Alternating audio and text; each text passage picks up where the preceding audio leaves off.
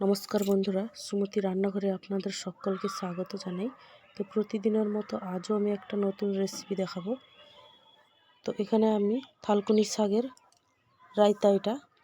তো এখানে থালকুনি শাক হয়েছে, এগুলো আমাদের বাড়ির বাগানে হয়েছে। তো এই শাকের অনেক গুণ আছে, এই শাকগুলো খুবই ভালো। তো এই শাকগুলোকে আমি রায়তা বানিয়ে দেখাবো। তো এখানে আমি শাকগুলোকে তুলে নিচ্ছি। এখানে প্রচুর হয়েছে আর পাতাও পড়েছে, এগুলোকে একটা একটা করে তুলে নিতে হবে। এই শাকগুলো খুবই ভালো স্বাস্থ্যের জন্যে। তো এখানে আমি তুলে নিয়েছি শাকগুলো। এই শাকগুলোকে আমি বেছে নিতে হবে, একটা একটা করে বাছতে হবে এগুলোকে। তো এই শাকগুলো বড় বাচ্চা খেলে খুবই উপকার হয়। আর এই শাকগুলো যদি সকালে খালি পেটে যদি খাও, তাহলে যাদের যে আমাশার দাঁত আছে সেগুলো খুব সহজেই ভালো হয়ে যায়। আর ছোট বাচ্চাদের যদি এগুলোকে থেতো করে রস বের করে এর মধ্যে যদি মধু মিশিয়ে খাওয়ানো হয়, খুব সহজেই পায়খানাটাই ভালো হয়ে যাবে। আর এখানে আমি থালকুনি পাতাগুলো বেছে নিয়েছি, আর বেছে এর মধ্যে আমি জল দিয়ে ভালোভাবে ধুয়ে নিতে হবে এগুলোকে। তো থালকুনি পাতাতে নোংরা থাকে, মাটি লেগে থাকে, এগুলোকে কিছুক্ষণ জল দিয়ে রাখলে মাটিগুলো খুব সহজেই ধুয়ে যাবে। তো এটাকে আমি কিছুক্ষণ রেখে দিয়েছিলাম। আর এখানে নিয়েছি আমি বাদাম, এই বাদামগুলোকে আমি ভেজে নিতে হবে।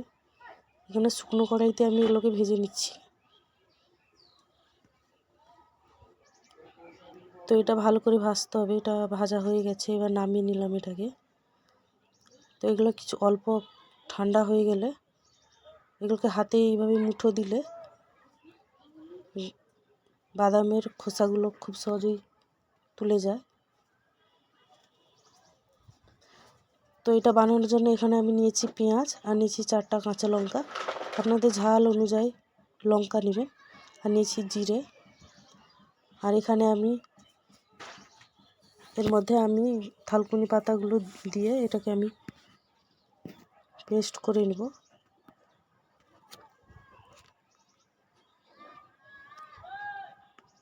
তো এটা কিছুক্ষণ আমি পেস্ট করে নেওয়ার পরে এর মধ্যে আমি জিরে, কাঁচা লঙ্কা আর পেঁয়াজটা দিয়ে দিব, দিয়ে ভালোভাবে এটাকে পেস্ট করে নেব। আর তারপরে এতে আমি দিয়ে দেবো বাদামগুলো। তো এটা আমি ভালোভাবে পেস্ট করে নিয়েছি, দিয়ে এর মধ্যে সর্ষের তেল আর লবণ দিয়ে ভালোভাবে মাখিয়ে নিতে হবে। তো গরম ভাতে খুবই দারুণ লাগে এই রেসিপিটা।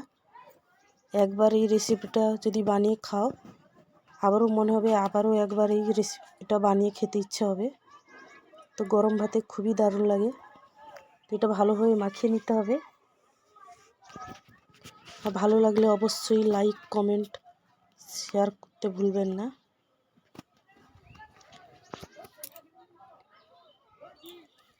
এই শাকগুলো খালি পেটে খেলে যাদের আমাশা দাঁত থাকে সেটা খুব সহজেই ভালো হয়ে যাবে।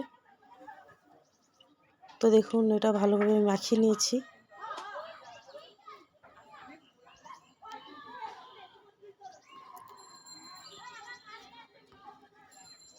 তো আপনাদের যদি এই এটাকে কাঁচা খেতে হয়, তো যদি এটাকে এরকমভাবে না ভালো লাগে, তাহলে কড়াইতে অল্প তেল দিয়ে এটাকে ভালোভাবে নেড়ে চেড়ে নিলে খেলেও সেটাও ভালো। তো কাঁচাটা খেলেই খুবই ভালো সেটা।